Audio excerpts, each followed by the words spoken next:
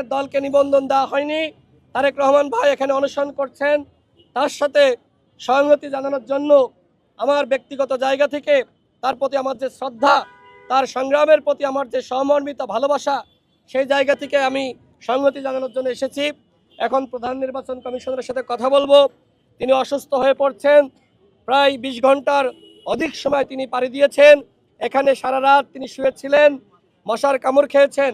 এইভাবে একজন রাজপথের সংগ্রামী নেতা তিনি রাস্তায় শুয়ে থাকবেন আর নির্বাচন কমিশনার বৃন্দ তারা কোনো মন্তব্য করবেন না, সেটি হতে পারে না। তাদের মন্তব্য জানার জন্য, তারা কি ভাবছেন, কি করবেন সেটি জানার জন্য মাননীয় প্রধান নির্বাচন কমিশনারের সাথে কথা বলার জন্য এই মুহূর্তে আমি যাব। তারেক রহমান ভাইয়ের যে আন্দোলন, সেই আন্দোলনের প্রতি আমার সংগতি রয়েছে, তারেক রহমান ভাইয়ের প্রতি ভালোবাসা রয়েছে। আমি মনে করি তারেক রহমান ভাই যে আন্দোলন করছে, এই আন্দোলন যৌক্তিক আন্দোলন এবং তার দল আমজনতার দলকে অবশ্যই নিবন্ধন দিতে হবে। আমরা জানি 100টি উপজেলা কমিটি লাগবে, 100টি উপজেলা অফিস লাগবে। আমি জানা সত্ত্বেও সেটা ঘাটতি রাখবো, এতটা কি আমরা অবুঝ? আমরা 108টি উপজেলা কমিটি করেছি, 108টি জায়গায় অফিস আমরা দেখিয়েছি। আমাদের 21টি জেলা কমিটি লাগবে, আমাদের জেলা কমিটি আছে 43টি। এবং আমরা এটা হঠাৎ করে এখানে রাজনীতি করতে আসিনি, যে শখ হয়েছে অনেকগুলো টাকা ব্যয় করলাম, রাজনীতিতে নেমে গেলাম, দল একটা পেয়ে গেলাম, এরকম না। আমরা দীর্ঘদিন থেকে এখানে এই লড়াই সংগ্রাম করছি। 18 সালে আমাদের যে কোটা সংস্কার আন্দোলন, সেই আন্দোলনে আমি এখানে উদ্যোগ নিয়েছিলাম। তারপরে আমার মনে হয়েছে রাশেদ ভাই, নুরুল হক নূর ভাই, ফারুক ভাই, তাদের হাতে নেতৃত্ব গেলে ভালো হবে। তাদেরকে বলছে আপনারা এটা ভালো পারবেন আমার চেয়ে। তারা নেতৃত্ব নিয়েছে, বিজয় এনে দিয়েছে। 24 সালের যে গণ অভ্যুত্থান, এই গণ অভ্যুত্থানের জন্মই হতো না এখানে হলো আমাদের এই উদ্যোগ না থাকলে। তো সেই জায়গা থেকে আপনারা যদি জিজ্ঞাসা করেন, বিভিন্ন শর্ত আছে। আমি জানি 100 টাকা দিলে একটা কাঁঠাল পাওয়া যাবে। আমি 90 টাকা নিয়ে ঘুরবো নাকি 100 টাকা নিয়েই ঘুরবো বলেন আমাকে? তাহলে আমি তো সেই প্রস্তুতি নিয়েই আসছি। আমরা সব কিছু দিয়েছি। প্রথম ধাপে তারা সবগুলো উপজেলায় যায়নি, মাত্র 36টি জেলায় গিয়েছে, উপজেলায় গিয়েছে, বাকিগুলোতে না গিয়ে রিপোর্ট দিয়ে দিয়েছে। দ্বিতীয়বারে 82টি উপজেলায় গিয়েছে, বাকিগুলোতে যায় নাই। হঠাৎ করে তারা তদন্ত স্থগিত করে দিল।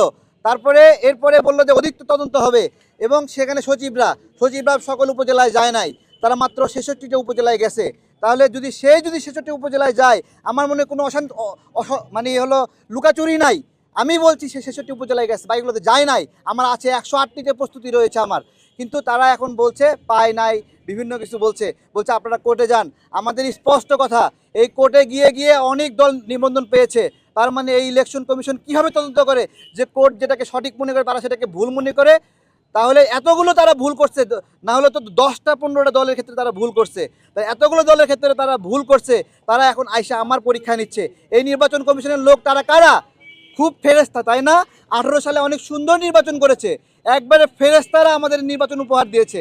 হ্যাঁ, তারপরে 24 সালে খুব ভালো নির্বাচন দিয়েছে, 2 মেয়র নির্বাচন হয়েছে, এখানে তাপস সাহেব, আতিক সাহেবকে নির্বাচিত করেছে, অনেক সুন্দর নির্বাচন করেছে, তাই না?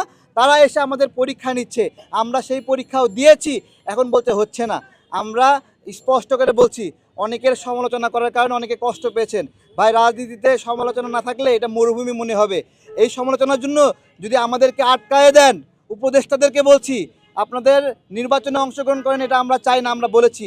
এই কারণে যদি আমরা নির্বাচনে যেতে পারবো না এরকম ব্যবস্থা করেন, তাহলে তো এটা আপনি তার চেয়ে বড় ফ্যাসিবাদ হয়ে গেলেন। এই মুহূর্তে আমরা